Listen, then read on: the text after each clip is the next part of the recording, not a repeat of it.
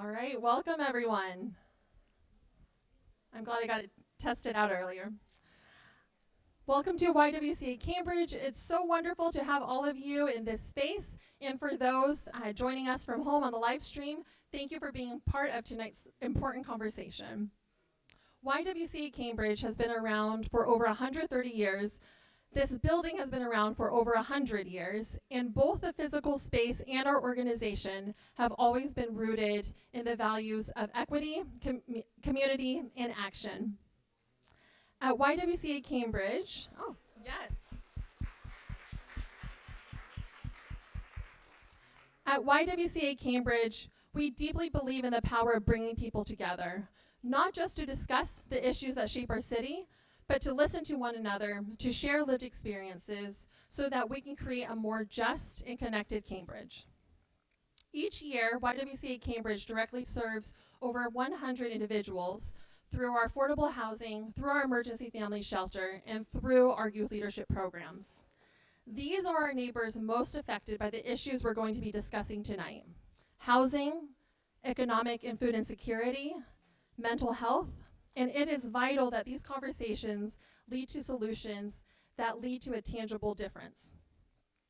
We are proud to partner with the Cambridge Economic Opportunity Committee and Cambridge Community Foundation to host tonight's event. This partnership reflects something that has always been true about our city. When we come together across sectors, residents, city leaders, nonprofits, philanthropy, we can create real solutions. So on that note, I'd like to thank Representative Marjorie Decker for being present tonight, School Committee Member David Weinstein, and our current city councilors who are joining us and attending tonight. Tonight's focus on listening reminds us that policy and leadership must begin with the people most affected. That's where understanding happens, and that's where real change starts. Thank you again for joining us tonight and for being part of a community that believes that local voices and local action matter. It is now my pleasure to welcome Geeta Pradhan, President of the Cambridge Community Foundation.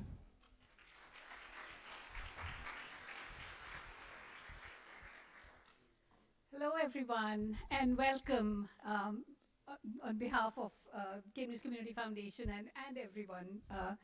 I'm Geeta Pradhan, President of the Cambridge Community Foundation, your community foundation. And it's interesting that Cassandra talked about values because we see ourselves as a values-driven organization. The 4 values that the foundation lives by, the first is the right to dignity, which means that we treat everyone in our community with the level of respect and dignity that they deserve. The second value that we hold very dear is equity and justice. And you've probably seen our work has really been focused largely on the issue of equity. The third is collaboration, an example of the conversation that we are having today and the partnership that we have with many community organizations, with the city, with our community partners around a whole host of issues. And the fourth one is creativity and imagination. In today's world, with all the problems that we are seeing, we are going to have to think differently. We're going to have to act differently. So this evening, we have a unique opportunity through this partnership of CEOC, YWCA, and CCF to bring members of our community together, sharing their lived experiences with housing affordability, food security, mental health, and youth engagement. Their insights will frame this conversation with potential future leaders of our city. There is a point of view that the struggles that this nation faces today is a direct function of not listening to people. So tonight, we begin differently. Typically, candidate forums begin with candidates sharing their thoughts on what the issues are, what the community needs, and the solutions they propose. To our esteemed city council candidates, you may or may not have the personal experience with these issues, or the lived experience with these issues, but these are the issues you will be called upon to address. We appreciate your being here for a conversation that starts with listening. To our guests in person and on Zoom, we appreciate you being here today for a conversation that begins with voices in our community. All our voices matter. Our elders, our children, our neighbors, from every walk of life. They must be heard as agendas and solutions are shaped. At this moment, we all know we are entering a very difficult period. The impacts of government shutdown, federal cuts are beginning to hit us already. We need to make sure that our community is protected. Yet, I also deeply believe that the power of local action, particularly in a time where we don't have control over what is going on in the world, and the collaboration that we bring to the table is what happens when we come together around understanding issues, building partnerships, and crafting collective solutions. The power of what we have when the city, its nonprofits, its residents, and its philanthropy work side by side. That power is local. Local voices are essential. Local solutions are possible, and local action is needed now more than ever. So thank you all for being here. And now I'd like to introduce our great partner, Tina Alou, who really needs no introduction, Executive Director of CEOC.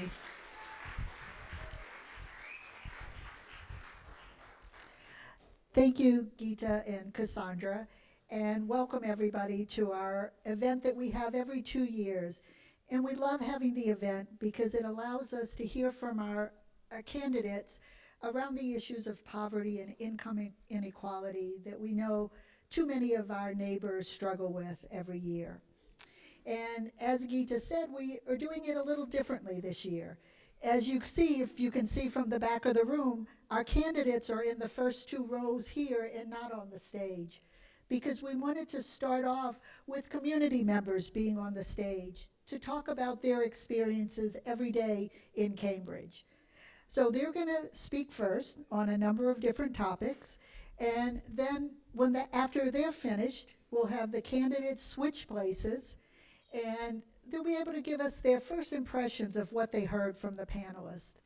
After that, the panelists will come up and ask questions on the different topics that Geeta mentioned, and city councilors will have a chance to pick 2 of those topics and answer a question on that. If I can remind everybody, and we won't have any other questions from the audience because of the time constraints. We're going to turn it over to the panel now, and if I can remind everybody to hold the microphone up close to your mouth when you speak, that way the live recording can pick you up. So our first panelist is Kathleen, who will start the night off talking about housing. Kathleen? Can you hear me? Thank you very much, Tina, and everyone. My name is Kathleen. I have lived in Cambridge for 46 years, the whole time as a renter, in homes ranging from a 13-story expiring use apartment building to a duplex with 3 roommates to a 3rd-floor walk-up. As part of the nearly 2/3 of Cambridge residents who are renters, I know how vital increasing tenant protections and lowering rents are to the health, security, and stability of our lives. The voices of renters have not been as valued as owners, but as more renters advance to the council, that is hopefully changing. Next door to us sits Cheryl Ann's Place, a beautiful 40-unit, 100% affordable building named for my good friend Cheryl Ann Pizzazioli in honor of her timeless work empowering tenants and promoting policies that resulted in more affordable housing. It was Cheryl Ann's passion and commitment that inspired me to begin volunteering as a housing advocate. Through that work, I have talked to those experiencing the housing affordability crisis. I have listened to the frustrations of many who could not stay in Cambridge, who could not relocate from unsafe living conditions due to limited options. And conversely, how much moving from homelessness to a home of their own has changed their lives for the better. Also next door to us is Vale Court. Its emptiness a stark reminder of the challenges to housing more of our residents. But it also shows that leaders were willing to take the risk trying. It is our duty to keep trying despite setbacks, to be leaders in taking action, like was done by enacting and amending the Affordable Housing Overlay, and finally ending exclusionary zoning in Cambridge.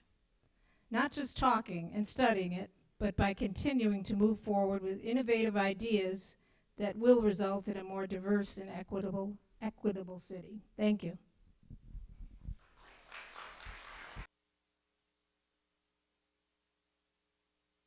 Hi, my name is Angie. I actually am a resident at the YWCA, which is right next door to this building. I am a single female who doesn't qualify for elderly housing, even though I am 59 years old. I also work very hard and work in our community. Finding affordable housing and getting access to affordable housing was a huge struggle. And I also represent a segmentation of the homeless population that is unheard, that of a single female with no children. If I had children, or if I was a domestic violence, or if I was disabled and not working, those barriers would have been lifted. To the candidates and to the city council, make housing more accessible for my demographic. We vote. We are your employer. What we need in our city is more inclusionary housing for this demographic. Thank you.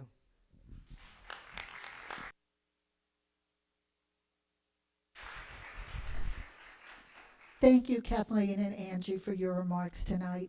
Before we move to the next speaker, I'd like to ask everybody to take a second and silence your phone, please, if you haven't done so already. Double check it just to make sure. We now want to move to our next topic areas, which is food and economic insecurity in Cambridge. And we have two women who will share their experience. One who is here with us in person, and one who we will watch a video of her remarks. So our first speaker is Raquel.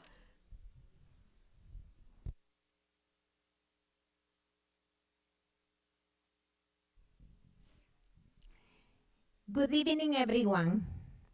My name is Raquel, and I'm a proud mom of 3 wonderful kids. One of them has sensory issues because of his autism condition, and he's also a picky eater. That makes the things harder for me and more challenging. We live here in Cambridge, and like many families, I faced challenges that I never imagined I would face, especially when it comes putting food on the table. There have been weeks when I've had to decide between paying a bill or buy more groceries. No parent should ever make that choice.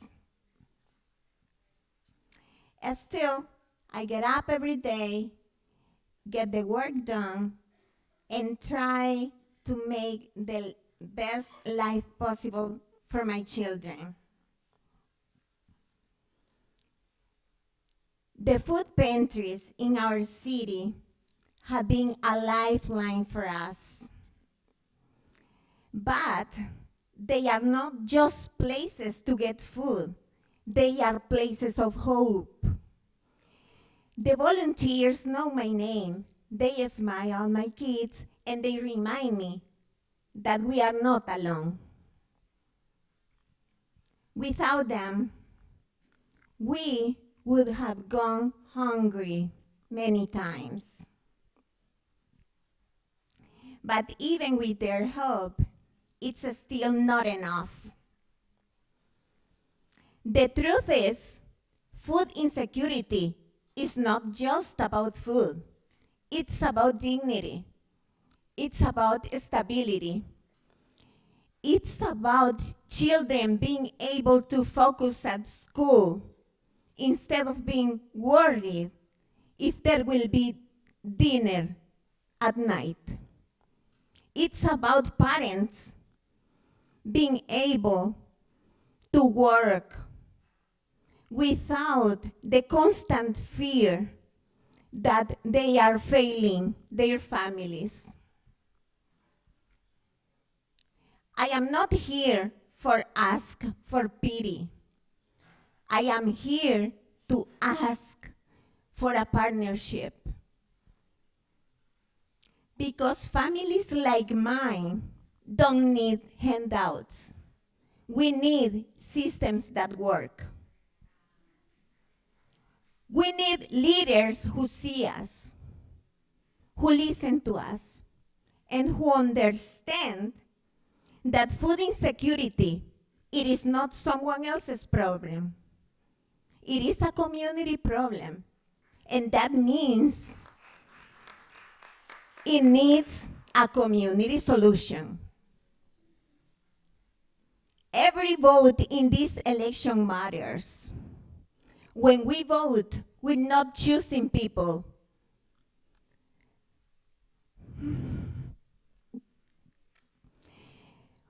We're choosing priorities.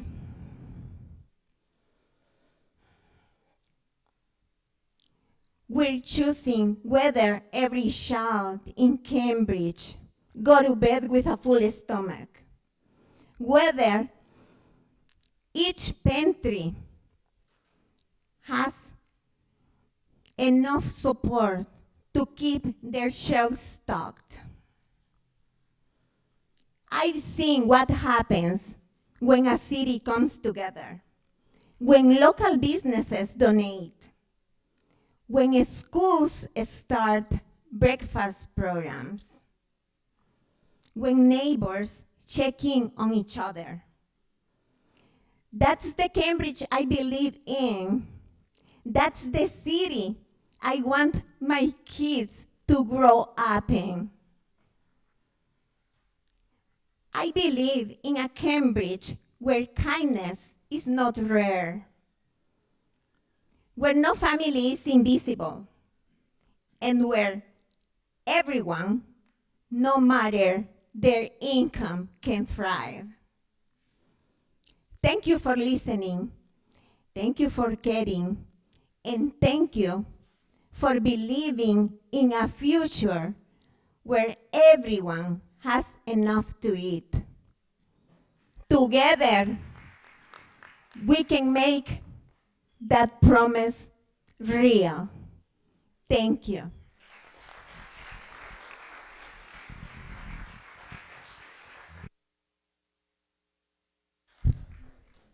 Thank you, Raquel. And our next speaker will be on video, so you can look at the screen. Our speaker is Jenny. Good afternoon, everyone. My name is Jenny Gasildo, and I am a single mother. I'm here today to talk about a $500 grant spread over 18 months made a lasting impact in my life and my family future. To some, 500 might not seem like much, but to me, during one of the most difficult times of my life, it was a light in the darkness. It wasn't just about money. It was about what the money represented. Hope, support, belief. When you are a single mother, every decision matters. Every dollar has a purpose. This grant allowed me to breathe a little easier. It helped me pay for transportations to my appointments, training, sometimes buy groceries, pay rent without panic. But beyond the financial relief, this grant reminded me that I wasn't alone. The kind of support is a life-changing. Thank you, Rise Up. You didn't just invest in me. You invested in my children's future, in my dignity, and in my strength.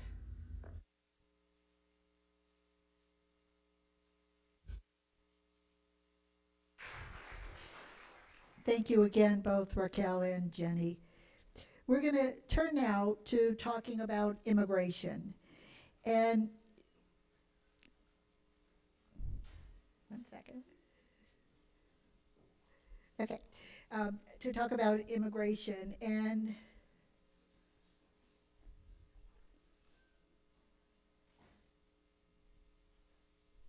okay, I have it out of order. Sorry about that. We're going to be talking about mental health next. And because it's such a taboo topic, we have one of our CEOC staff members who is working on the issue in the community. So I'm going to turn it over to Yemi. Thank you, Tina. Good evening, everyone. I'm Yemi Cabret from CEOC and also a Cambridge resident. Thank you for coming tonight. I want to ask each one of you tonight what wellness means to you.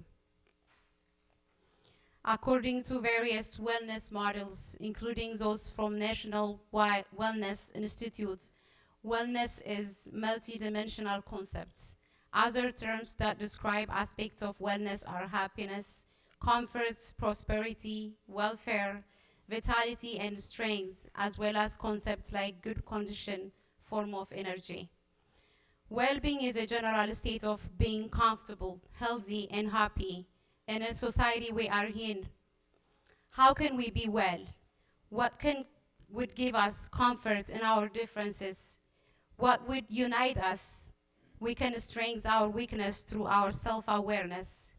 How can we be and stay well so we can provide wellness and create a space of being? How can we take care of ourselves and those around us? Well-being is hard for vulnerable and low-income families due to a combination of financial instability, stress, limited access to resources, which creates a cycle where poverty worsens mental health. We all have power in our ability to create space in our agency, office, in our community, where we meet people where they are, considering what our community needs. 2 years ago, we have launched our called Journey to Hope, which is mental health services because of the stigma. We call it Journey to Hope. Journey to Hope is a low-intensity psychological intervention called Problem Management Plus for adults impaired by distress in a community who are exposed to adversity.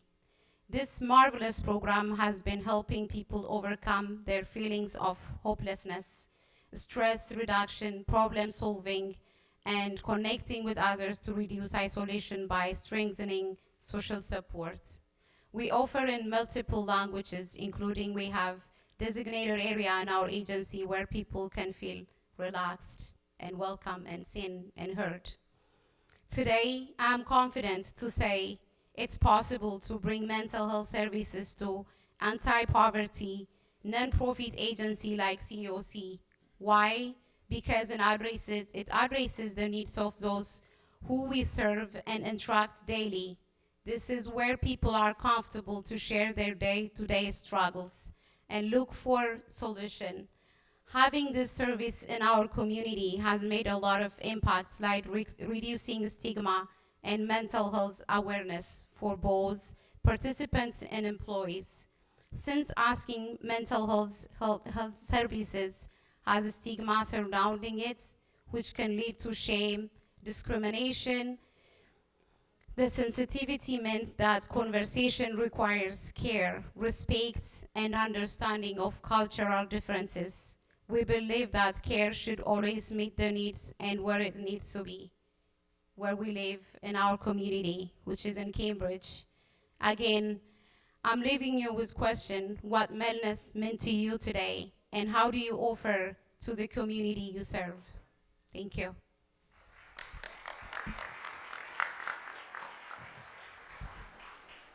Thank you, Yemi, and thank you for all the incredible work you do every day on this topic. We're going to move to another sensitive topic, which is immigration. Again, because there's so much fear in the community, we have two service providers speaking on this topic as well. So first we'll hear from Kareem, and then we'll hear from Kareen. Thank you. Good evening, everyone. My name is Karim Razaz, and I'm proud to call Cambridge my home. I came to the United States as an immigrant carrying not just a suitcase, but dreams. Dreams of opportunity, of belonging, and of contributing to a community that values diversity and compassion. Like many immigrants, my journey began with uncertainty, learning a new system, adapting to a new language, and trying to build sense of home far from where I was born. Over time, Cambridge became that home. It's a city where I found neighbors who cared, schools that impressed my children, and a community that believes in giving everyone a fair chance to succeed, regardless of where they come from or what language they speak. But even in a city as welcoming as ours, many families still live with deep fear and anxiety. Some worry about deportation, others hesitate to reach out for help, report a crime, or access to services because of their status or because they don't know where to turn. I see this fear, and I also see a people that keep building a better tomorrow for themselves and those around them. Immigrants here are scientists, Harvard and the MIT students, business owners, parents, volunteers, and advocates. They are shaping Cambridge's story not from the margins, but from its heart. My message tonight is simple. Inclusion doesn't happen by accident. It happens by intention. It happens when city leaders stand with immigrant families, protect access to essential services, even when federal funding is cut, and make sure that residents, documented or not, feel safe, seen, and valued. Cambridge has always been a city of ideas, but we are at our best when those ideas become actions, when we ensure that compassion, not fear, defines who we are as a community. Thank you.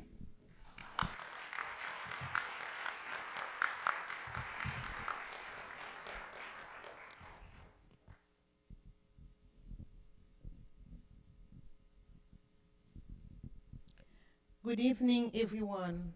My name is Karine Bury. I've been a Cambridge resident for 20 years. Why do we see so many Haitians in Cambridge and all over the US? The Haitian community in the US without legal documentation is facing many challenges. Since 2010, after the earthquake, many Haitians have immigrated to the United States. Those who came on a visitor visa became illegal when their visa expired, but they were able to stay because of the temporary protected status. The instability from gang violence and kidnapping led to more Haitians leaving the country to go to Chile, Mexico, or Brazil, with the end goal of moving to the United States. Some moved by crossing the borders everywhere in the US, including in Cambridge. Others were granted 2 years of parole under the Biden program. Either way, all these categories of people face deportation if there is any renewal of the TPS. I'm going to talk about some concern from immigrant population in Cambridge and all over the US. First, without the renewal of TPS, a lot of immigrants will become illegal, which means no work permit, unable to provide for their families. Two, whether you are legal or illegal, many Haitians are living in fear of getting caught by ICE agents and are unable to defend themselves. To prove that they have a green card, some of them have green card or American citizen, but they are all in the same basket. Fear of being transferred to a state where they don't have any representation or don't know anyone to represent them in the court, as we see that already happening with many people who are captured by ICE in Massachusetts and being transferred to Virginia. Undocumented immigrants don't often have access to a lawyer to represent them. Hiring an immigration lawyer can be expensive, or they may not even know where to find one who can advise them on the best way to process their case. Immigration lawyer should be more accessible.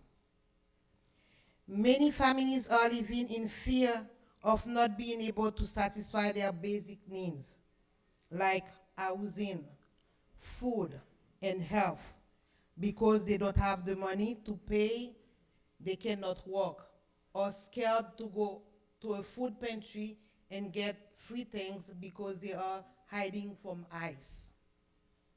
In my church, some people who don't have legal status have stopped coming to service. They don't go grocery shopping, relying on friends or family who can do that for them. They don't go to their children's school to participate in events because they are hiding and live in fear. An elderly from my community used to go to the farmer's market in Somerville, and she lived in Cambridge. She went to the market and saw that there wasn't any market. They said ICE was there the previous week, and they took 4 people. And since then, she stayed in her house, never go even in the yard to take some fresh air. She said, I have a green card, but I'm like everyone that doesn't have one. So we are asking that all candidates here, the immigrant, they cannot vote, but their family can vote and support. Thank you.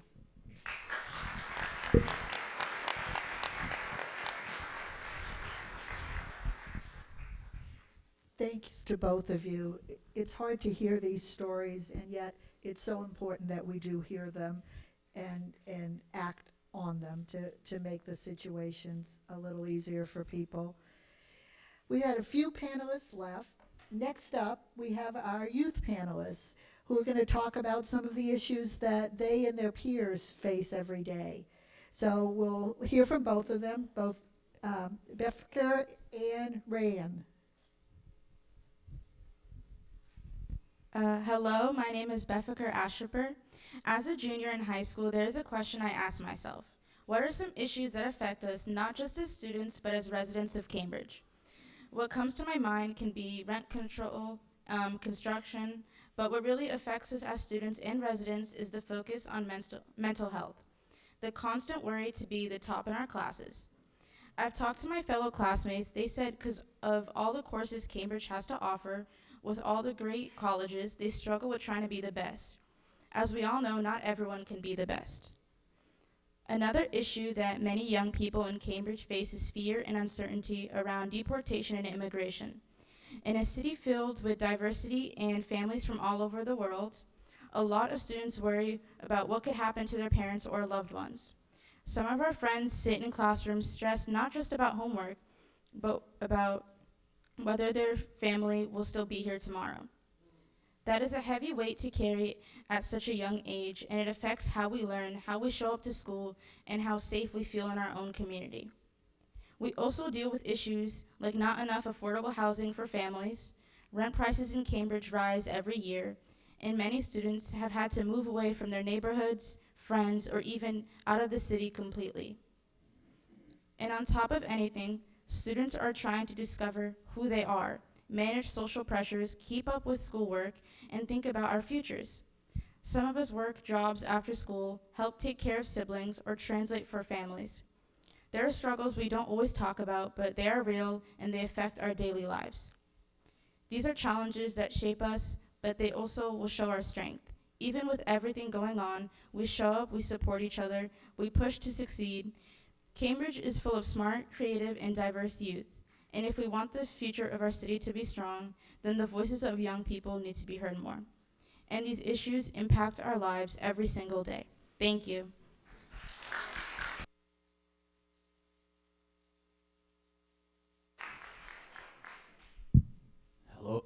Hello everybody, my name is Ryan, and I'm going to be representing also the youth. So first is housing. The median rent in Cambridge is around $2,600, which is a lot. 35% are labeled cost burdened, which means that 30% of household income is going towards housing related costs, which puts a lot of pressure on families and in turn the youth. Next is mental health, which support exists for youth, but it's not accessible enough for everybody, which can deter people from seeking help. Next is youth centers. There are youth centers such as Moses, which are good, but there are also a lot of others lesser known that are underused and underfunded, which can use work in order to bring more engagement to them. And next is CYC, which is where I work for, the Cambridge Youth Council, which we work on fixing issues for youth in Cambridge. And there's select few we are able to give our voice and opinions on issue, but we are not representative of everybody, and it could be improved as to give everybody, every youth in Cambridge means to give their voice. Thank you.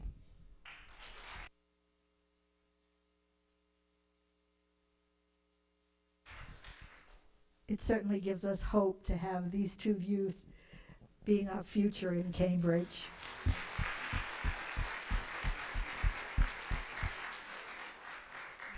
And I have to say, I'm on the Family Policy Council, and I have the privilege to work with these students every month when we meet. And they need to be listened to and really heard because they are fabulous. So our last two speakers are going to talk about issues impacting older adults. And so we're going to hear from Jean and then Leslie. I'll turn it over to you guys. Okay, I think it's on, yeah. Greetings, my name is Jean Hannon. I was born and raised in Cambridge, and I'm still here as I was lucky enough to secure a Cambridge Housing Authority apartment when rent control ended. Now, as a low-income senior on a Social Security income, it would be impossible to afford a market rent in Cambridge. So I'm aging in place, living independently, in my third floor walk-up at a lovely family development. Oh, sorry. The public housing or voucher model for low-income seniors has been to house us all in large buildings or development, separating us from the general population by income and age.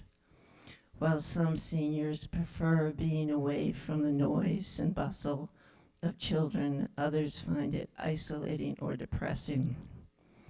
It's a form of financial and age segregation that continues an us first them attitude that destroys society. This is a model for the past.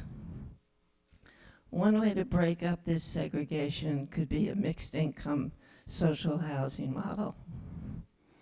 These models remove some of the barriers that segregate people by age, income, and life experiences. Cambridge owns several underused parking lots near public transit that would be perfect for social housing and could be developed by CHA, a nonprofit, or the city. If Vale Court is ever settled, that's another wonderful site. I'm worried, given all the recent funding cuts to housing and human services. Can seniors have confidence that the city will embrace new housing models and build capacity so seniors can age at home? I wonder, will you lead wisely and with care? Thank you.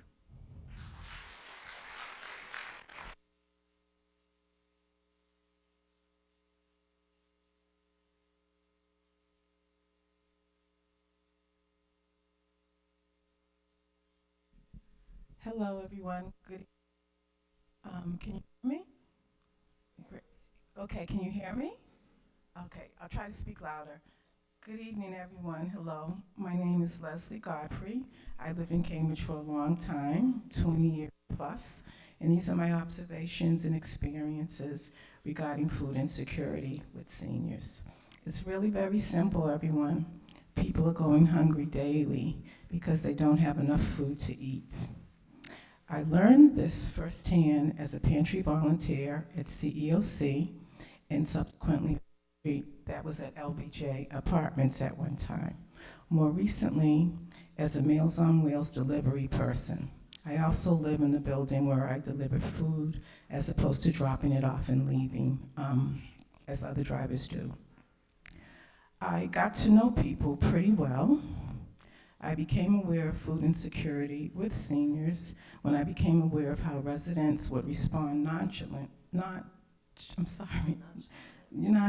I can't get the syllables together, I apologize, if a mistake was made in delivering a meal without a snack pack. And a snack pack, although it's very small and significant, it's a portion of the meal that has bread, 1 or 2% milk, sometimes snack, cookie, or fruit. If a mistake was made in delivering the snack pack, oftentimes a resident would say it was okay, but I soon realized that it really was not okay. They may not have even had milk or bread or really anything, but were too embarrassed to tell me. I will say, when you deliver food on a daily basis, you get to know people rather well because it's such a personal and intimate encounter. You see people at their worst and at their best. Soon after I started realizing this, I was able to keep extra food and frozen meals for those times when the food service company made a mistake and did not provide a meal for a resident for the day. My most difficult and sad observation was an 80-year plus senior resident who was once a vital and energetic person. I saw her become frail and poor in health. One day, the service coordinator at my building asked me if I had extra food in the community kitchen that is available to residents at LBJ. This client had no food, nothing in her refrigerator, and barely had any strength to prepare meals for herself, which she could have if she had not been so weak. It was really devastating to see someone who I knew to be fiercely independent in such a state. There are other stories I could tell, but those two instances stay with me because, as I said, it is so simple. Seniors don't have the means to have enough food. They don't have the means to access food as well. But the biggest takeaway for me is people feeling embarrassed because they have no food to eat, as well as not being able or feeling comfortable to ask for help. A lot of seniors can't access food in pantries and rely on delivered meals. And that's all I have to say.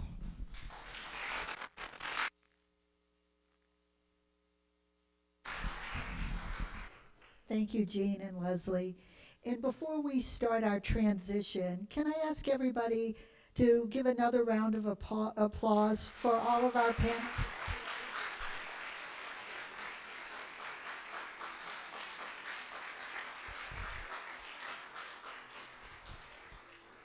The perspectives that you all shared are important for all of us to hear, but especially for those of us that make decisions, important decisions that affect all of us, including you. So thank you very much. We're going to have a little bit of a transition where we'll ask our candidates to come onto the stage and our panelists to come into the audience. They will be asking you questions after we're settled in, and everyone else, you could take your name tags. Thank you. There's some refreshments if people want to just get up and stretch, but it'll just be a few minutes and then we'll start the program again. Thank you.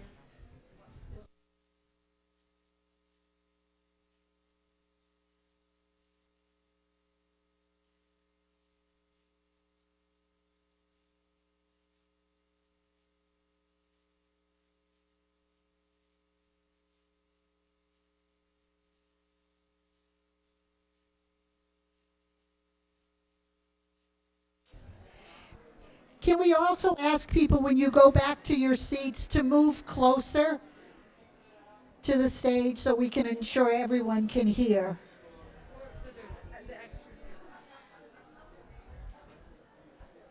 Move. If anyone's able to move in towards the center, because there's people standing. Thank you so much.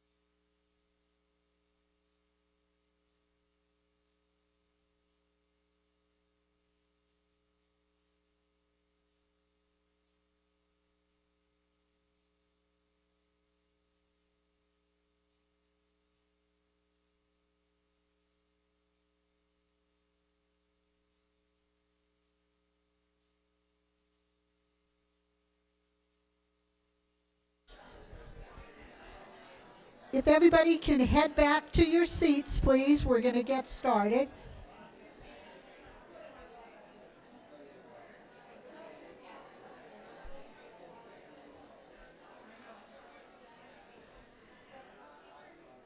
If everybody will get back to your seats, please.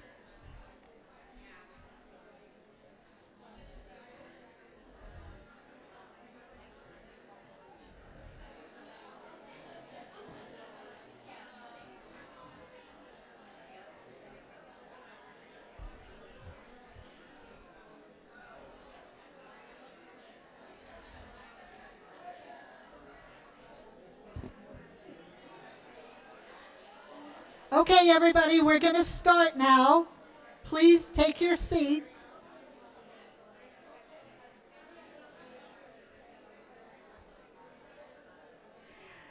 Okay, so we heard from some of our neighbors, and now it's time to hear from our candidates. And the first question is going to be the same question for everyone. And we're going to start on this side, and everyone will have 1 minute. So if you'll just share the microphone with the next person so we can keep it moving, that would be great. We have a timekeeper in the front row, Rachel, who has time. So she'll be holding up the signs. And when you run out of time, she has with a very unpleasant noise. So you'll hear that and you'll know it's time to put the microphone on. So you'll have a minute to answer the question. Please introduce yourself at the beginning. And the question is, what did you learn from our community members' stories tonight? And how will it shape your decisions if you were to get elected or reelected? So we will go in order, starting here. And candidates, please share your thoughts. Hello everyone, my name is Aya Al-Zubi. I use the She Her series, and our campaign first ran in 2023, where we came in 10th of the 9 seats, and we're back again because we have a relentless focus on the most vulnerable communities in our city. So you can imagine taking the time to listen to you all on stage was incredibly valuable. It's a reminder of the work that we need to do. It's a reminder that poverty is structural violence. It's a reminder that we have to work on these systems that people say are broken, but at the very end of the day, they were made to be this way from the very get-go to serve a particular group of people, and we know that we have to work on changing these systems from the get-go. I've taken notes on stories from food insecurity with Raquel to Yemi on the multi-dimensional topic on mental health. And Jean, when you talk about Social Security and how the federal administration is also making cuts on that, I've taken the time to just take down some notes, and hopefully in this conversation, we can learn a little bit more about how our campaign wants to approach them differently.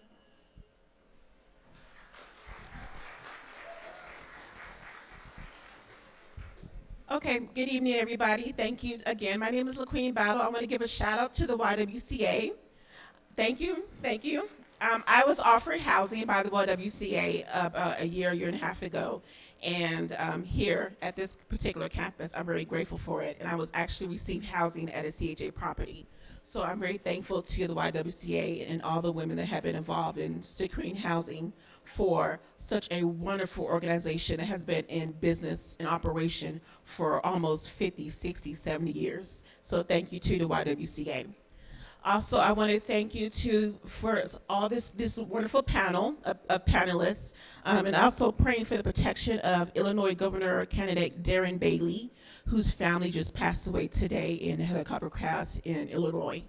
I'm really grateful to be here. My platform is housing, as well as, of course, community involvement and community organization. If we can be here, you can be here. Thank you so much. God bless you all.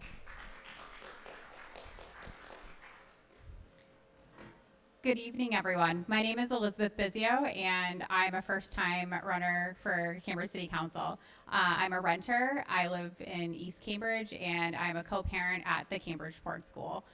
I think tonight what was the most impactful for me in listening to the panelists was how much housing really is, affordable housing is a concern across the spectrum, no matter young or old. And so I think Cambridge has a duty to address that and do it well. And I think hearing about how kind of the structure of housing can impact the connection to the community is also really important and something that we need to remember as we look at the policies moving forward.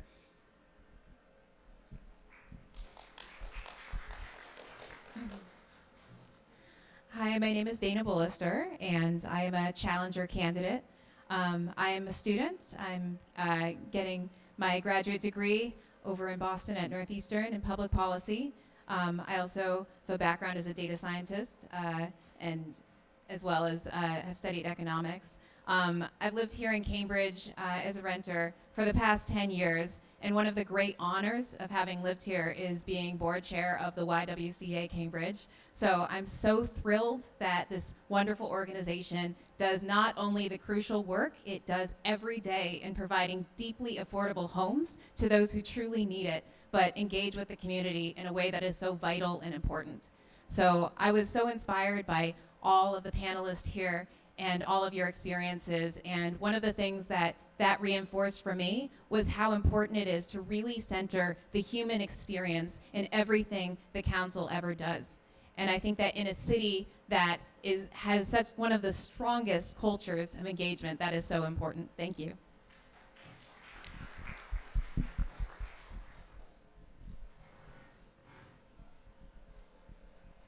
Hello, my name is Peter Xu, and I am a currently practicing physician. Would love to raise the standards of public health for the most vulnerable populations here in Cambridge. The panel that we just heard, I was very impressed, and I was comforted to learn that no matter what our backgrounds are or different ethnicity groups, we all share some of the same fundamental concerns that we have, whether that is housing, whether that is food insecurity, mental health, or youth concerns. Speaking of youth concerns, I want to give a shout out to Becker and Rayan. When I was at your age, I couldn't talk like you guys did. And you talked about stresses, self-identity, all those things. They never crossed my mind when I was your age. So, really, really nice. And I think in Cambridge, we have the brains, talents, and the potentials to be the best city on earth in public health to help all of you, all of us, and all Canterburyans. Thank you. Take care. Good evening, everyone. My name is Mark McGovern. Thank you all so much for being here. Thank you to the Y. The first time I was in this room, I was 7 years old taking karate classes. I'm only slightly taller now. These stories are so incredibly important, and we don't do enough of this as a community. When we talk about issues like housing, we get so bogged down in, oh, is it going to be an 8-story building or a 9-story building? Are the setbacks going to be 5 feet or 7 feet? Are the windows going to be 6 inches to the left or to the right? We forget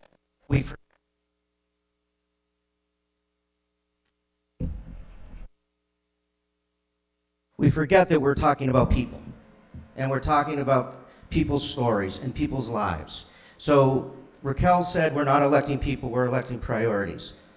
My priorities are to ensure that everyone in Cambridge has an affordable place to live, that everyone could put food on the table to feed their children, that everyone is safe in this community, and that we have an educational system that works for everybody. This is what I have worked on as a social worker and what I've worked on as a counselor. Thank you.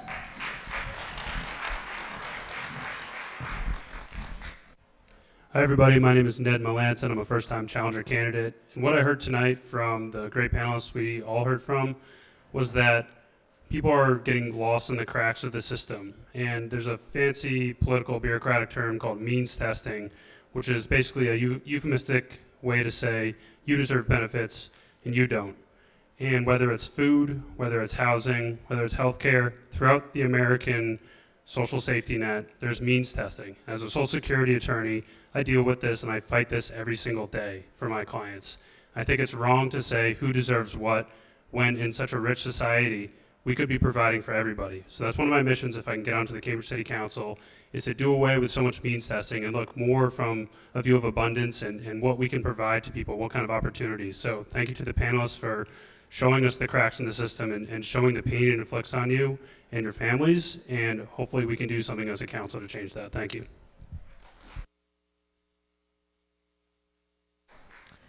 Hi everybody, my name is Stanislav Rifkin. I was so deeply touched by the previous panel.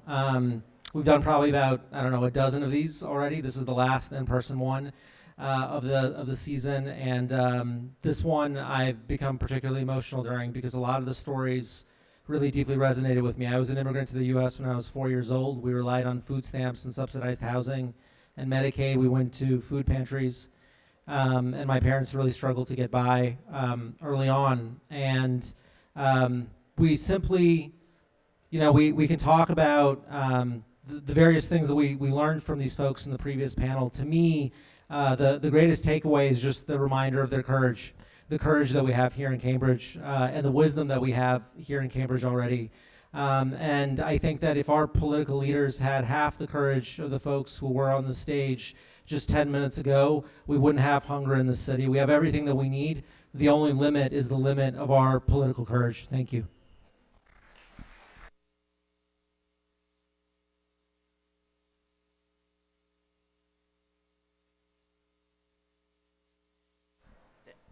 Testing.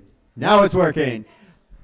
Hi everyone, I'm Zion Sharon. I'm a first-time challenger. I just want to thank everyone for taking the time to come out tonight, and especially the panelists for speaking. Some of the stories that I heard were things that I can very closely relate to. Others were things that helped open my eyes to perspectives that I haven't experienced firsthand. But one thing that stood out a lot in today's message from all of the panelists is the amount of intersectionality that really is happening with different issues. And I think that a lot of times we have to look at systems holistically, because addressing one specific issue, whether it's youth and mental health, right? Those two can overlap, because there can be youth that are dealing with mental health issues, and personally, I think that's something that is really near and dear to my heart, and I think it is for a lot of other people. But there's a lot of issues that I think we're intersecting very well, and I'm looking forward to answering some of the questions, and thank you all for your time.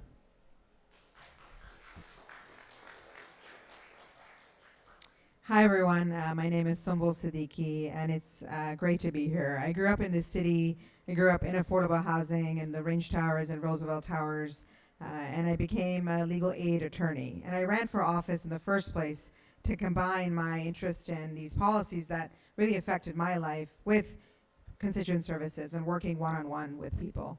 And hearing from you all today and listening to you all today, I'm reminded why this work is so important and why we have so much more work to do on all these issues. So Kathleen, Angie, Raquel, Jenny, Yemi, Kareem, Corinne, Befker, Rayan, Jean, Leslie, all the issues you've touched on, we need to prioritize and work together, because we are in for a fight, and we have to make sure we have a council that's committed to these issues and working together and being your gateway to City Hall.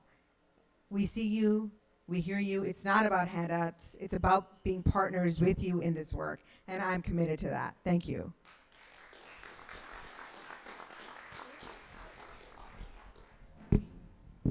Good evening. Good evening. Thank you. I'm Denise Simmons, currently serving as mayor and a city councilor, and it's an honor to be here with my neighbors, my friends, and my advocates. And I thank the YWCA, CEOC, and Cambridge Community Foundation for bringing us all together. You asked, what did we learn? It's what I already knew. The power is with the people. And I am committed to always working with each of you. I'm not a stranger to community engagement. The hallmark of my service has always been bringing people together, having us work together to solve our city's problems. So thank you. I don't know if Kareem's still here when he said, inclusion is not by accident. We have to be intentional.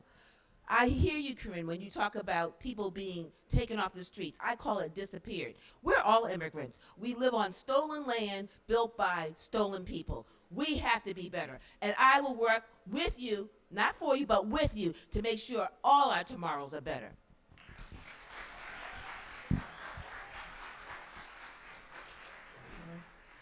My name is Jeevan Sobrino Wheeler. I am serving my second term on the Cambridge City Council. I am the son of a single mom, and we depended on affordable housing and affordable childcare when I was growing up. And I'm running for re-election to make sure more people in Cambridge have access to those things. There were so many stories on the panel before us that were important and resonated. I think in particular about Jean Hannon speaking about the importance of tenant protections and affordable housing that integrate people into the community. And I've been, there's so much work to do on that in Cambridge. I've been proud to lead some of it on ending forced broker's fees to rent an apartment, and to be the lead sponsor on a social housing policy program in Cambridge that brings public housing back to its roots in the New Deal of mixed income public housing, not just as a place that people can live, but where people of all incomes can live together and build community. I see this as tied to our work as a sanctuary city, because we cannot say that we care about immigrants, that we care about LGBT people, unless we are also an affordable city where they can actually live. I lost my first re-election by a handful of votes. If these are things you are value, I am asking for your #1 vote on November 4th. Thank you. Thank you. Can you hear me? Okay. I am a proud Cambridge resident. I've only lived here 3.5 years. I moved here in 1991, and then I moved away for a while and came back. I want to say that my name is Louise Venden. Sorry about that, Louise Venden, the one and only. I just wanted to say that the one thing that struck me was that we as a city council, the existing city council has enacted many very important policies. One of the things they did, though, is they reduced funding or terminated funding for Rise Up. They also cut funding for the Wellness Center. We need to make sure that we prioritize the needs of the most vulnerable people here. We need to build housing. We need to make sure that there's food security. There's no reason that a city this wealthy cannot make sure people do not go to bed hungry, that children get to school, and that everyone is safe from police and ICE.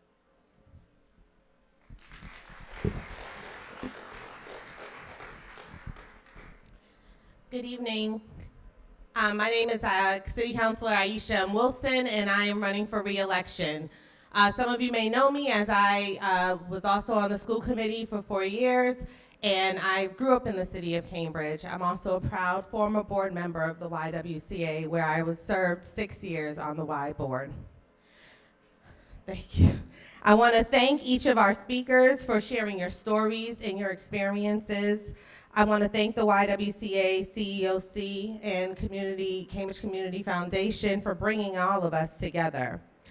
I had to hold back tears and emotions because this was a flashback to my own experiences as a kid in Cambridge, many of the stories that you all shared. As your city councilor, I am committed to bringing more of our community together to help each other. I promise to work with each of you and all of our nonprofit partners. This work is important, and I will make this my priority to make sure that we are centering you and your needs. Thank you.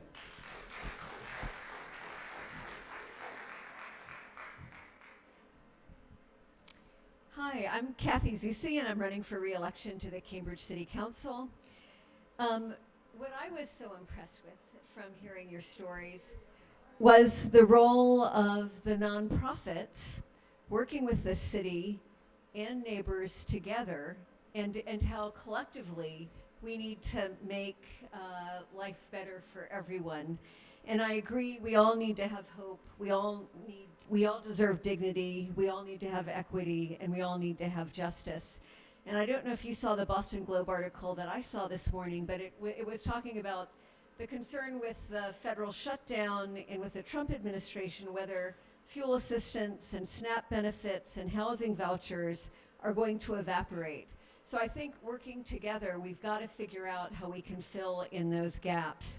The other thing I was thinking about is why can't we be like Copenhagen or Denmark, where there are many more social supports and people are happier and less stressed? I think tomorrow I'll be meeting with some community leaders about how we can help to fill in the gaps. And as a counselor, I am concerned. I'll be working with you to support your needs. Thank you. Thank you, everybody.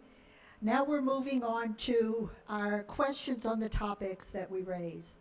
I think you all know that we have 9 topics that you can choose from, but you can only choose 2. We originally thought it would be like Jeopardy and we'd have people have buzzers and whatever, but we couldn't pull that off. So we're going to do our best to take people and just kind of popcorn, choose people to answer the question. So the way it's going to work is the topics are housing, economic security, poverty together, food insecurity, mental health, immigration, youth, older adults, the response to the federal actions that are happening, and community engagement. So I know that you probably would want to speak to many of those, but you're going to be in the position to choose two. The two that you want to do. They don't have to be your top priority, but the two that you want to speak to tonight. You'll have a minute to speak. And so when I announce a topic, raise your hand, and then we'll figure this out. And I'm going to keep track of when you've answered a question, but try not to cheat, so in case my list doesn't work. All right, our first topic is housing.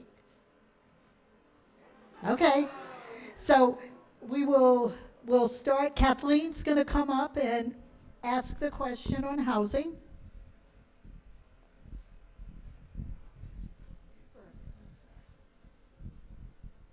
Okay, here's the question. Whenever there are issues around affordable housing development, the issue of changing the character of the city is brought to the forefront. What does character mean to you? And how would you support the development of additional affordable housing while preserving the character of the city as you define it?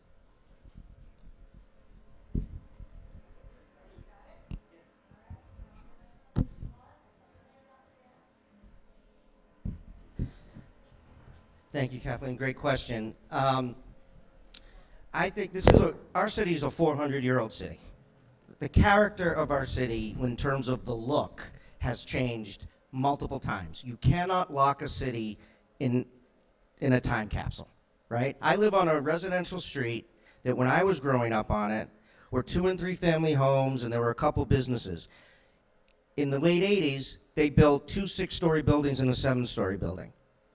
It has not had a negative impact on my life at all. And to my children, that is the character of their street because they were born after those buildings were built.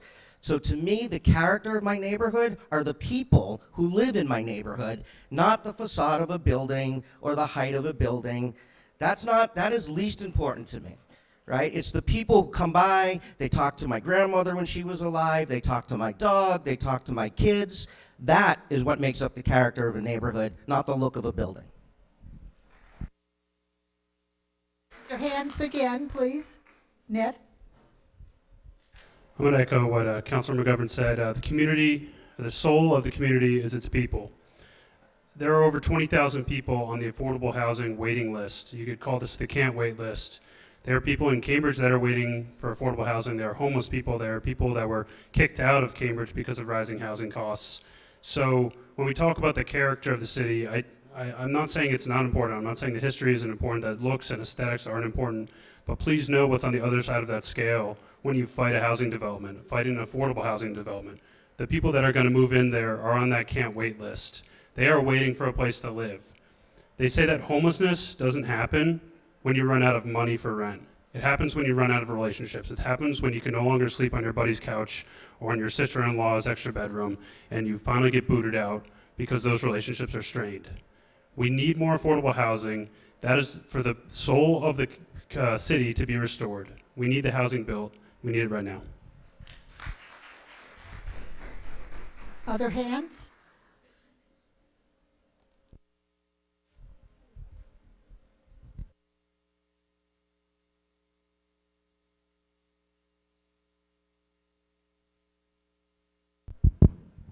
So our campaign believes that the character is the people.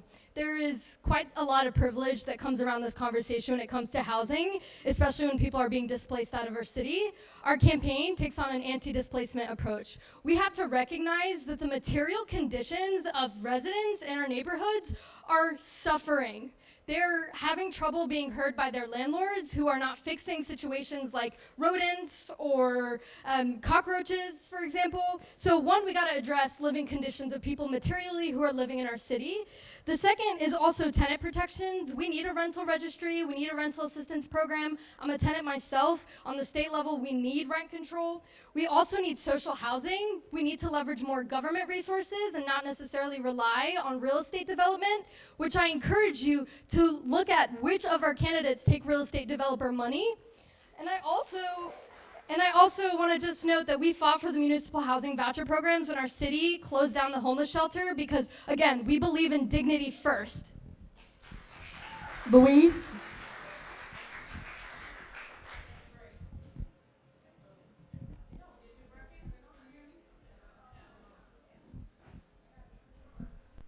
Tried to turn it on, honey. I have been turning things on for a long time. So in any event, yes, the communities, neighborhoods are about the people. The fact is that we have not built enough affordable housing. Many laws have been passed to open up those opportunities, and guess what? It's too expensive to develop right now, so the city, the town, has to find out what you need. As Angie said, what do we need? What do people who live here need? Do we want one-bedroom studios, rental, housing? What are the prices we want? And we need to make a way to partner with developers who will build the housing that will serve your needs, not a developer's profit and not some planner's idea of what your neighborhood should be like. LaQueen.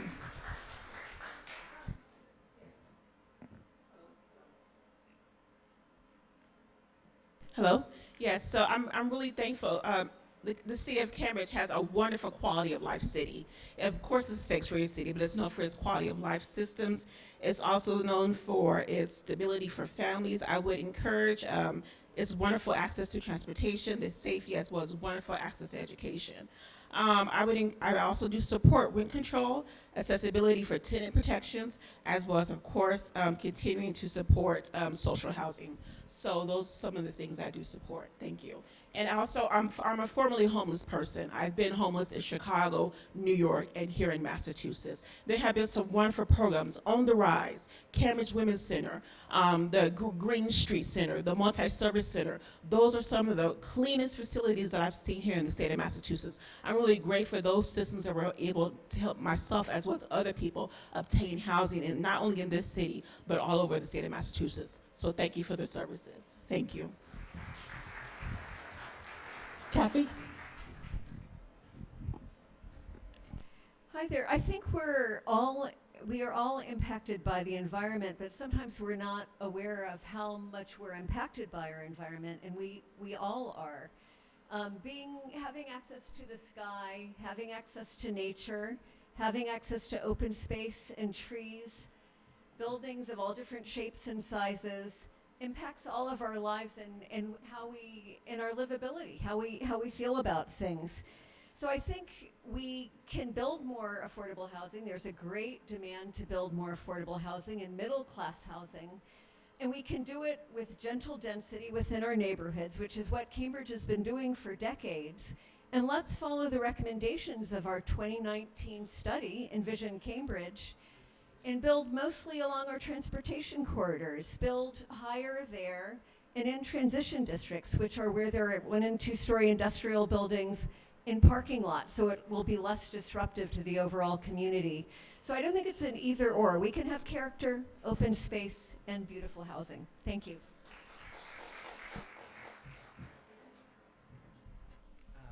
Yeah, I'm a renter, like 2/3 of Cambridge residents. I'm one of the only renters on the council. Have seen too many folks who are renters priced out of the city, who are teachers, social workers. I live in Cambridgeport, not on a corridor, and I live right next to a 12-story building. That is the LBJ Senior Apartments, and it is 12 stories of public, affordable senior housing. And there was a woman who used to sit right at the corner of my Brookline Street and Erie Street, and every time I would walk by with my partner, she would say, "You're handsome and she's pretty." And I loved that. And when we were at a forum last cycle in 2023, there was one of the other candidates who said, no one wants to live next to a 12-story building because it destroys the character of the neighborhoods. And I remember thinking, I love living next to a 12-story building because the character of my neighborhood is that woman. And we are not on a corridor, and I love living next to that building. And I am proud to support making it easier to create more kinds of that housing, making it easier for tenants to stay in their buildings, no matter what the size and shape of them are, and making it easier to create social housing so that rich people and poor people can live together in buildings like that one.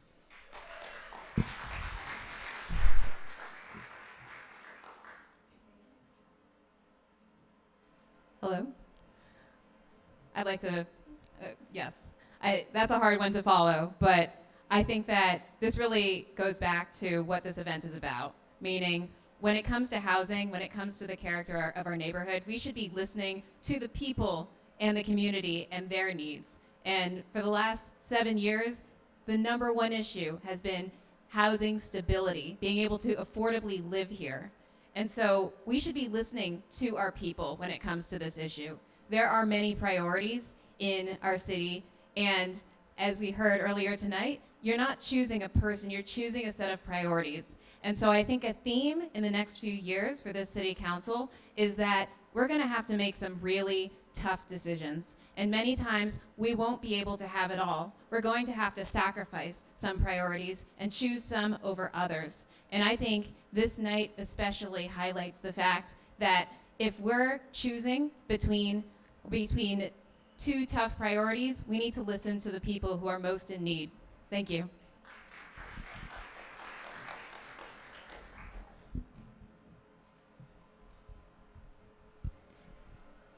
So when I first ran for office, I told people, proudly, hey, I grew up in the Ringe Towers on the 14th floor. And I had people say, oh, wow, such ugly buildings, right? And, I said, actually, these are homes for people. And when I think about the character of the neighborhood, it's about homes for people. And that is the #1 thing that I keep in my heart and I look at kids growing up in these buildings. What we are doing in this city is creating homes for more people. As we think about the many years ahead, we have corridor zoning coming up. We have Central Square zoning coming up on Mass Ave, in Cambridge Street. There's so much potential. We need to hear your voices because this is going to be housing for the future, and we need as much of it to be affordable to those who need it. So I'm committed to that. It's what's shaped me. It's what's made me who I am. I wouldn't be here without it. And so I will be committed to working on that every minute of every day. Thank you.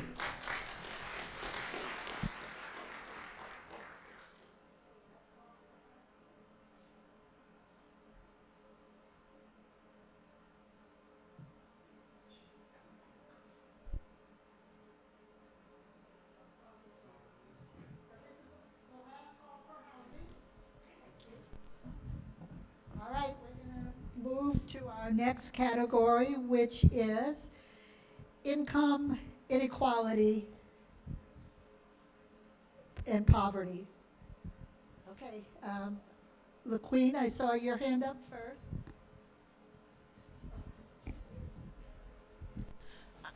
Thank you so much. Thank. Oh, sorry. Okay.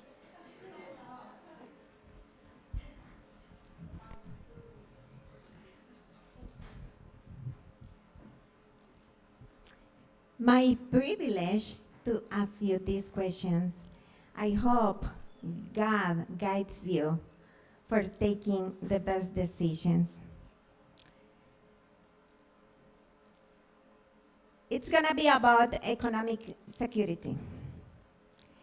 Beyond guaranteed income programs, what policies would you champion to reduce income inequality and improve financial stability for low-income residents in Cambridge?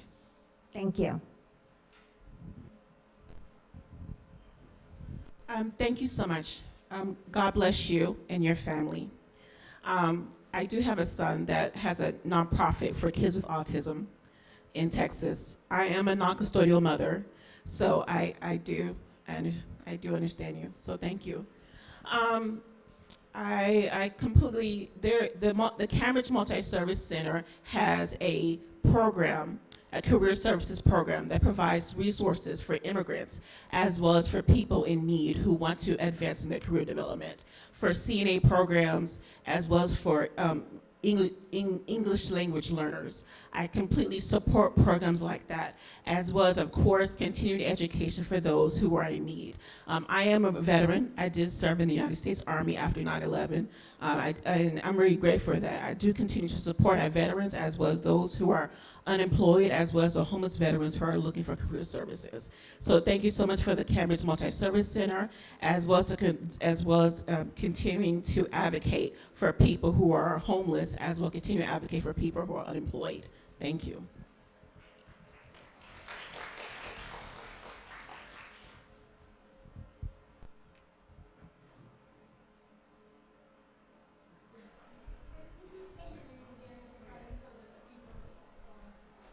Great, thank you. Stanislav Rifkin.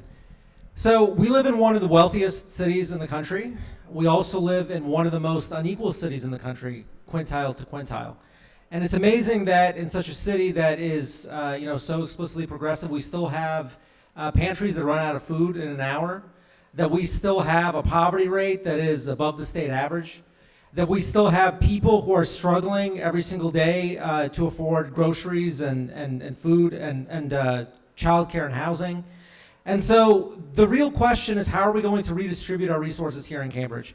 And so there's a range of ways that we can do it, but keep in mind that really the question is, how much are we willing to sacrifice and prioritize our low-income people? Because we can do all of it. We can extend Rise Up. We can fund our pantries. We can make sure that there's sufficient shelter capacity. We can build abundant social housing, not just $50 million of it, but $200 million of it, $300 million of it. We can ensure that we have universal child care and pre-K and after-school programming. We have the budgetary capacity for all of it. The question is, do we have the political will to not have the lowest tax rate in the whole region by 40%? Thank you.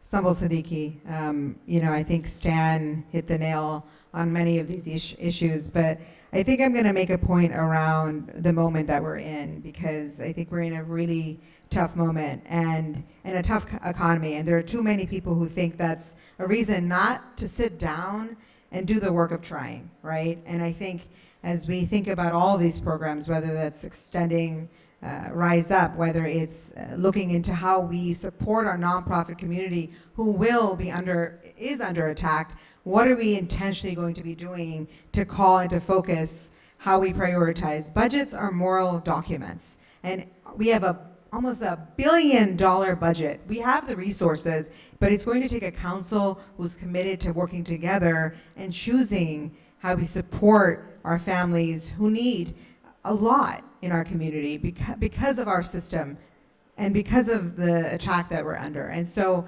I think on this question, there's a lot that we have to be doing, but it's going to really be how we come together and really push on each of these issues. She called on me. All right, Louise Benden. I just want to say, of course we need to pay attention, but you know what? Since 2020, the largest group of people who have left this community are households that make less than $50,000 a year. So we can talk about making sure that we take care of the people who are at the bottom. Do we do it? Yes, we've passed laws to build more housing, but we haven't built enough housing. Envision said we needed 12,500 units by 2030. Oh yes, we have not. We're less than halfway there 6 years later, 4 years left to do it, and development is so expensive right now, we will have a very difficult time making that happen. So we need to really pay attention to what's happening and not just pretend by passing laws that we're going to be able to solve this problem. Good evening again, Aisha and Wilson, thank you. And thank you for this question. Ultimately, I just want to say that we have to invest in our workforce development. That is key. From my time working with the workforce program that's part of Cambridge Housing Authority, I helped and supported our young people who were residents of Cambridge Housing to making sure that they had pathways to post-secondary success. And we were really successful with that program, and there are students who are in this audience right now who have gone through that program and are currently in that program.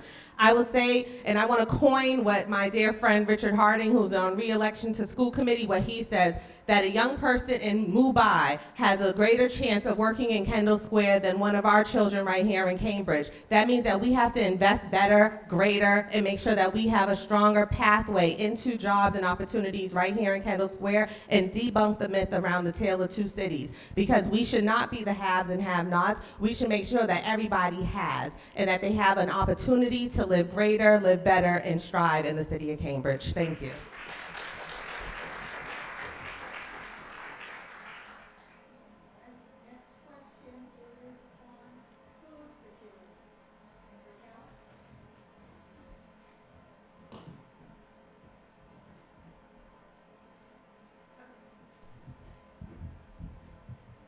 1, 2, 1, 2.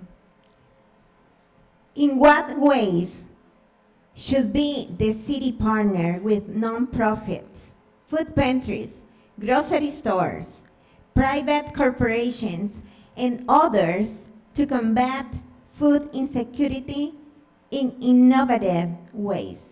Thank you.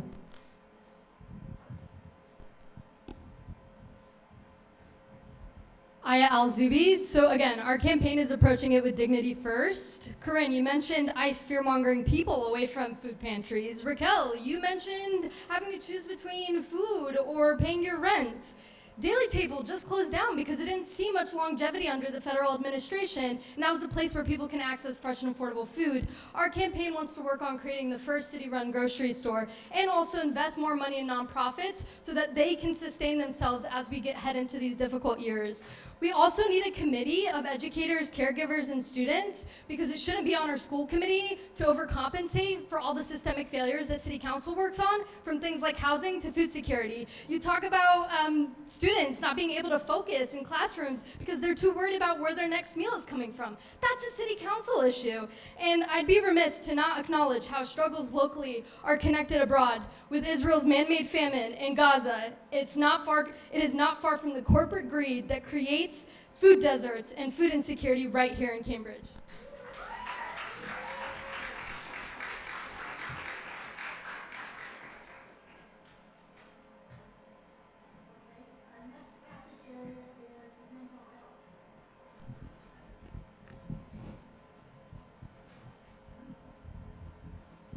Zion? Did you raise your? Oh. Yemi is out of the. Yeah, so I can read it. What do you see as the top issues impacting mental health in Cambridge, and how can we combat these? Zion. No, Yeah, so when it comes to mental health, I think that there's a lot of overlap when it comes to the youth. I think that as one of the younger candidates, it's something that's really important to myself. So for me, I know multiple people who have struggled with mental health. I've actually lost a friend to it when I was significantly younger. So for me, when it comes to addressing the mental health issues that we face, one of the things that I think is great is having alternatives to police when people are dealing with mental health issues. It's something that I felt really passionate about while I was in undergrad, when we had a lot of people feeling particularly uncomfortable with police officers. Having someone come with, especially armed, is making people feel very uncomfortable. And I don't think that that is coming from an angle of, oh, you have to pick one or the other. I think that it's, when it comes to a mental health issue, nonviolent offenders should have people come that are going to be able to listen to them and make them feel heard, and then also having peer-to-peer support. So I think those are some of the important things. Thanks.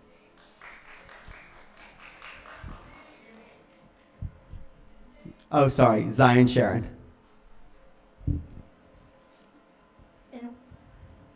Peter?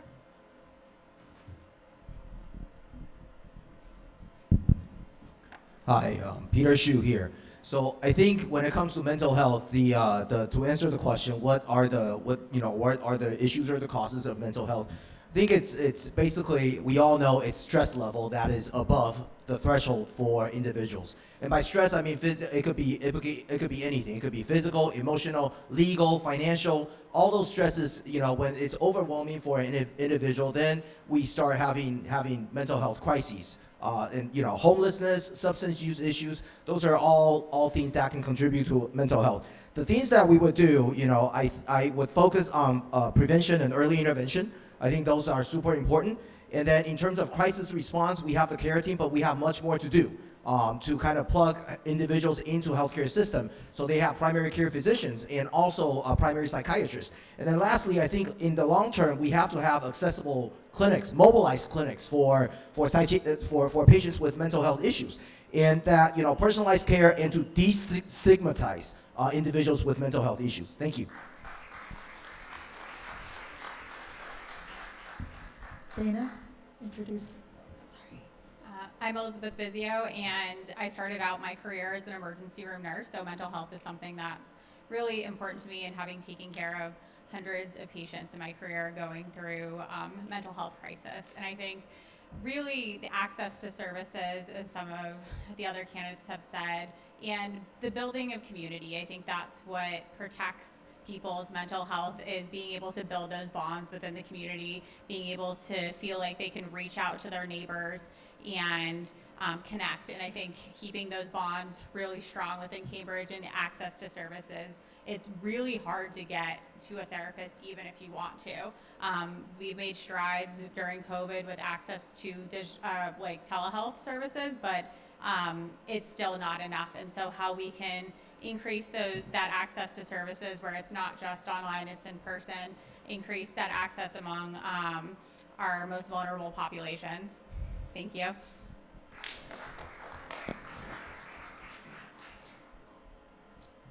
Okay, I don't see any hands, so we're going to move on to the next topic, which is immigration. Jeevan?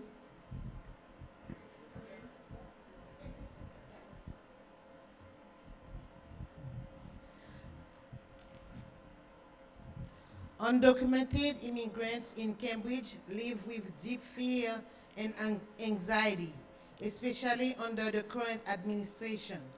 Many are afraid to leave their homes or access essential services and resources. Some avoid immigrant-focused city events due to fear of ICE, and others hesitate to report crimes or interact with police because of concern about deportation.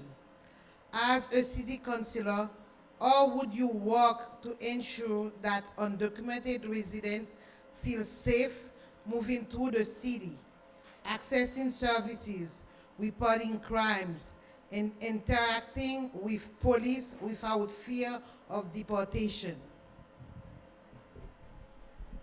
So my name is Jeevan Sobrino Wheeler. I am the son of an immigrant myself, and I think what gets lost in this conversation about immigration sometimes is that folks aren't going to a place because they want to leave their home country. My dad and my grandmother lived on 5 different continents before they passed away, not because they liked to travel, but because that's where the jobs were, that's where they had family, that's where there was not war.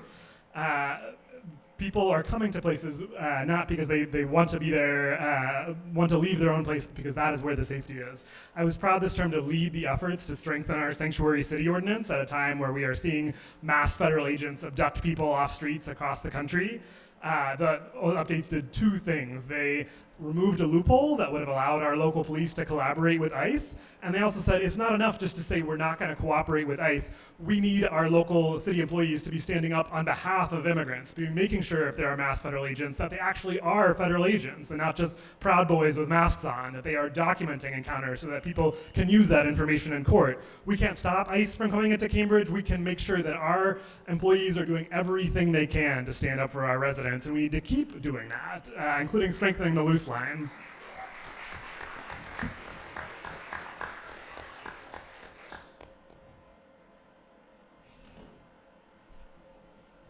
Thank you, Aisha and Wilson. And again, I just want to thank you all for the question, because right now we need to have a call to action. We really need to build community through this process. So when we have neighbors that are fearing to leave their homes because of the chance of being abducted, right? We want to make sure that our community is coming together to service them. If that's bringing food to their doors, if that is helping to bring their children to school safely, we need to make sure that we are building a coalition. And I have already sent out emails within our nonprofit communities to make sure that we are working towards what that actually looks like. So I am pleading on us as a community to build a coalition and a call to action to really come together to service members of our community more intentionally. If you know that you have a neighbor on your street who is maybe undocumented, I want you to reach out and see how you can actually support them. What does it look like to bring 10 more of your neighbors together to bring groceries to their house, to actually bring their kids to school, to actually support their needs so that they don't feel like they're suffering alone? Thank you.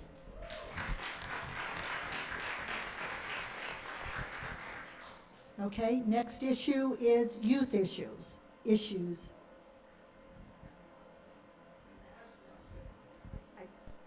Anybody raise their hand? Peter. Too often, decisions that directly impact young people, whether related to education, public spaces, transportation, accessibility, or community safety, are made without meaningfully incorporating youth voices. As a city councilor, how would you ensure that young people are not only heard, but also have a seat at the table when policies that affect them are being developed and implemented?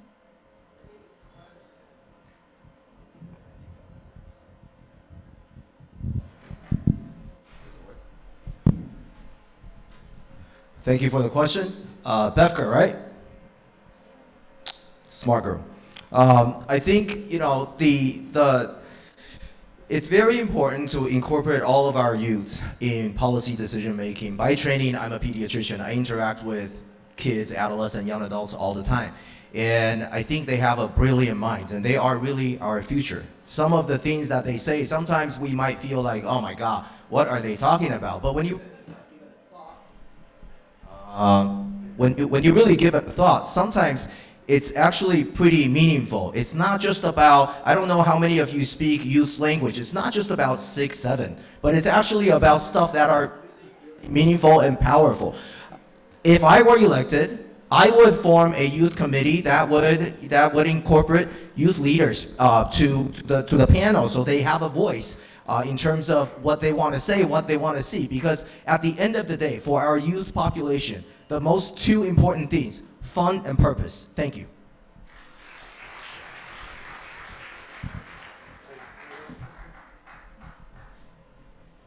Hi, Ned Melanson. So thank you for the question. I think it's really important. I think it does get lost when you're running for city council. You're trying to target voters, and those tend to be older, middle-aged people. And it's really important to hear these questions in the perspective of the youth. And one thing I really hope is that the youth of Cambridge right now are able, if they want to stay in Cambridge and see a future for themselves in Cambridge. And right now, there's just no way the average CRLS student could do that, just because there's no way they could afford to live in Cambridge. So I think every policy that we make at the city council needs to be with a focus on, can the children and the students of Cambridge see themselves here long term? Do they see economic opportunities here? Do they see housing opportunities? Is it a fun place for them to be? I grew up in rural Maine, and we used to hang out in the woods. They don't really have the opportunity here, but we need to have third places for the kids to hang out that aren't on their phones or in school. So we need to be thinking closely about how we design our city, and with the youth in mind. And a city designed for the youth, this is a city that's going to be livable for all of us. So thank you. Okay, our last three topics are older adults, the response to federal action, and community engagement. So if anybody wants to answer on older adults. Question? Yep.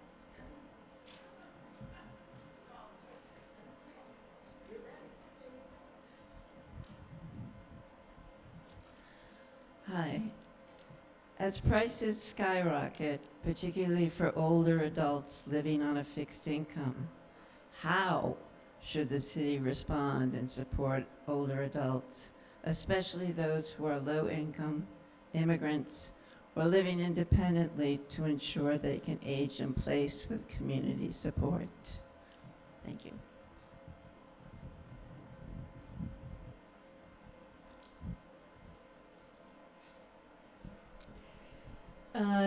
Mayor Simmons and I have been leading 3 meetings of civic unity, and then we've been meeting with elder service providers about the needs of elder adults, because we're really concerned. We have 16,000 residents that are between 60 and 85 in the city, and the thought is that the Somerville and Cambridge Elder Services says within the next 5 years we'll have a 30% greater need of additional services for those elderly.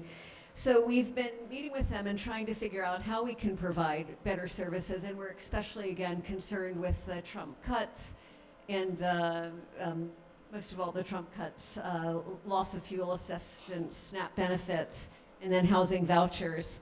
So we've been talking about hiring more embedded social workers in senior housing, making seniors more aware of services at vaccine clinics, encouraging neighborliness. Again, we're trying to work with neighbors. Thank you. Kathy Zusi.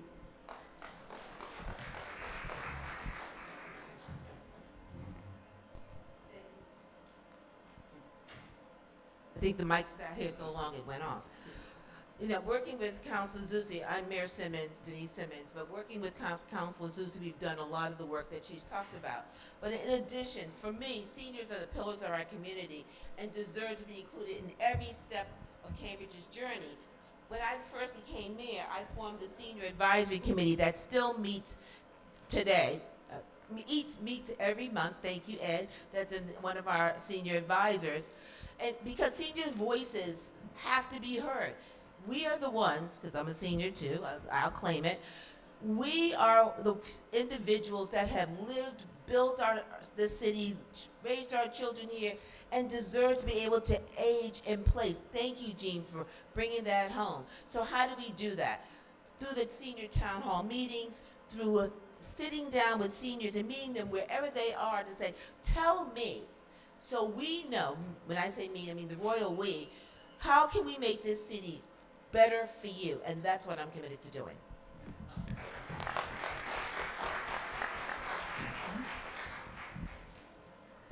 Hi, I'm Elizabeth Bizio, and last year I was at Cambridge Park Apartments and I saw these two older women that came downstairs to sit in the lobby, and they really brought such joy and life to the community. They knew everybody's names, they knew every small child that walked through that lobby, and I think our older residents really, and I think as Mayor Simmons said, are the pillars of our community. They are kind of the keepers of our history, and so how we can keep them in consideration when we are making our policy changes, whether it be to transportation, housing, and access to really important health services. And so I think that we need to celebrate our seniors and not leave them out of the conversation. Thank you.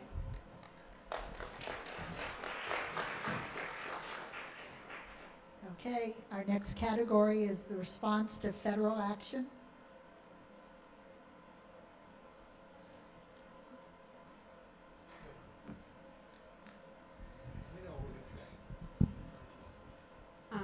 We've all read about the devastating impacts of, we've all read about the devastating impacts of the federal government cuts to life-saving programs like SNAP, health insurance, funding for nonprofits, and the impact of immigration policies on families in our community. What do you think is the city's role in responding to these cuts? Thank you. We all know that the Trump administration is attacking the most vulnerable people in our country, and that includes right here in Cambridge. We also know that the next few years we're going to see declining tax revenue because of some of the issues happening in Kendall Square. So things are going to be lean.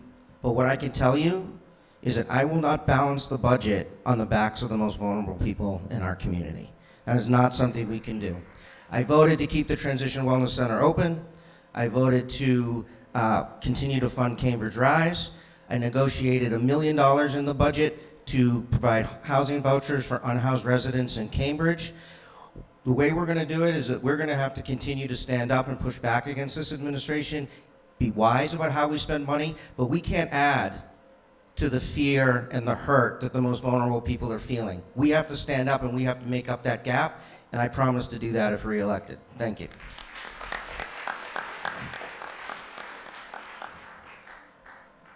Anyone else on that topic? Yeah. Hi, Stanislav Rifkin.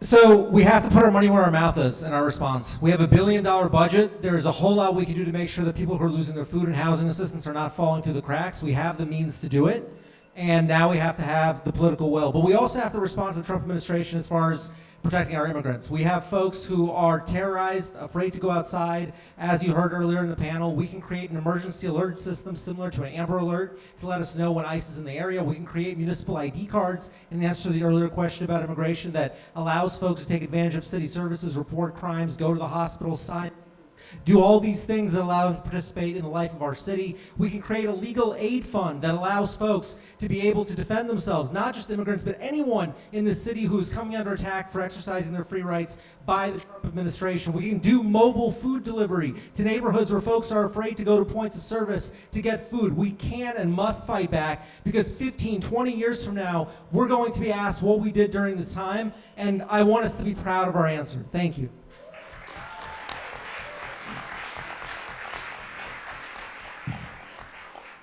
Okay, our last category is community engagement. Okay. All right, my turn, finally. The best.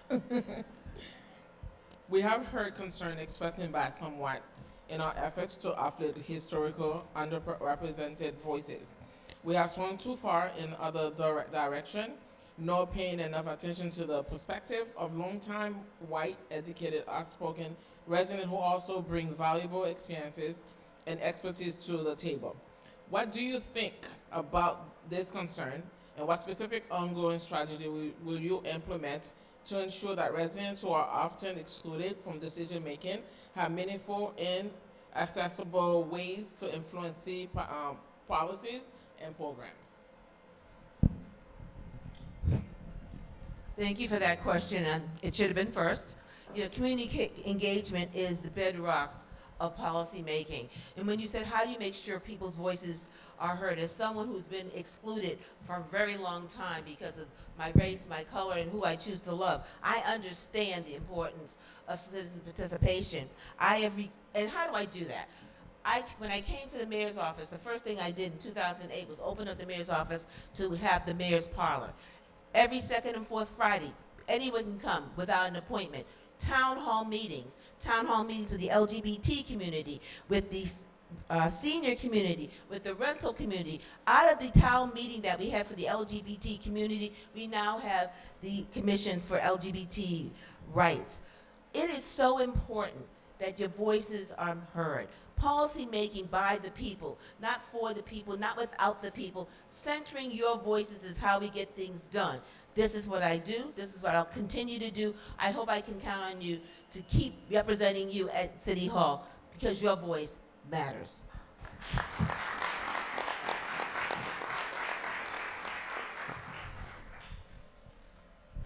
Testing. Okay, first I just want to apologize for sitting. I'm not feeling so ideal. It's meant as no disrespect to everyone in the audience. But as far as it goes for community engagement, I think engagement is meeting people where they are. When we're canvassing, it's knocking on somebody's door so that they can ask you questions. But I actually think of a story that happened so long ago when I was only 17 years old, so 8 years. I was involved in my student government, and we were at a community college, and there was a food pantry, and we didn't have a lot of people coming. And I suggested to one of the staff members, what if we changed our advertisements just from English to include other languages? So we launched it. I asked two of my friends, one who spoke Arabic and one who spoke Spanish, and said, hey, can you guys write this down? Basically the same stuff. Very simple. We saw such an increase in engagement. And at the school, it's not that the kids were, that college kids were unable to read the original English. It's that by advertising it in a different language, we met them where they were. So I think when it comes to engagement as a whole, we have to think, how do we meet people where they are? And that's how you include the entire city.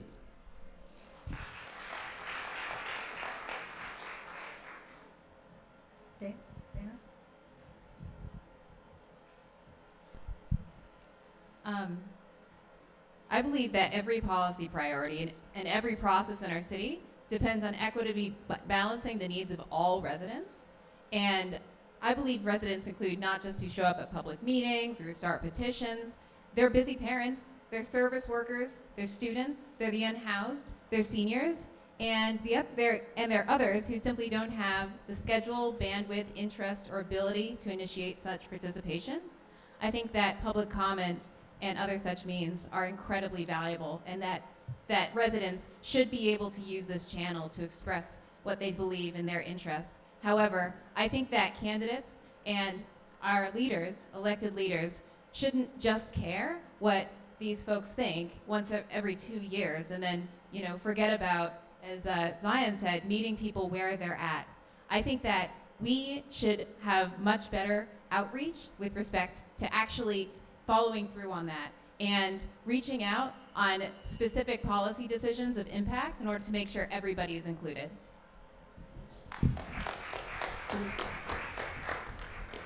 Louise Vanden, and my concern is that we need to have a political process and politicians who focus on what brings us together, what we share, not our differences. There's too much acrimony and there's too much division here in this community.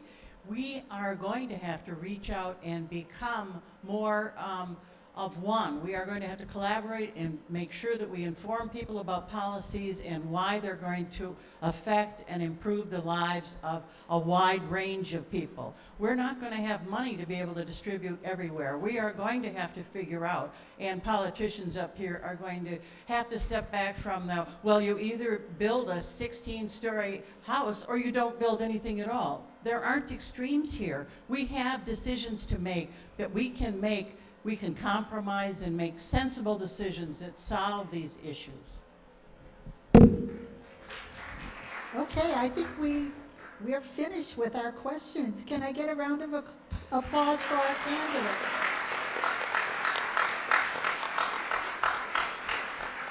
Well, we are only 7 minutes over time. I think that's not too bad. So I will be very quick in my closing. Please join me in thanking everyone who participated, our panelists, the candidates, our interpreters, our staffing board, and all of you for coming tonight. We're in such incredibly difficult times right now where too many of our neighbors are afraid that they won't be able to keep a roof over their heads, feed their families, or take care of their health needs. Now more than ever, we need to come together as a community to pitch in to help others. Those who have the means can do this by volunteering their time, picking up a gift card when you go to the grocery store and bringing it to a food pantry, or making a cash donation to any of the nonprofits in Cambridge that are working so hard to help people. And lastly, a reminder that the deadline to vote is October 25th, this Saturday. We have voter registration cards out in the lobby if you need one. And you can also register in person at the Election Commission at 689 Mass Ave. Early voting also starts Saturday. You can Google Cambridge, Mass. Early voting to find information, dates, and locations for that. Or if you're like me and you like to vote in person on Election Day, polls are open from 7 a.m. to 8 p.m. on Tuesday, November 4th. But wherever and whenever you do, make sure that you vote. Because as the saying goes, vote like your life depends on it, because it does. Thank you, everybody. Have a good evening.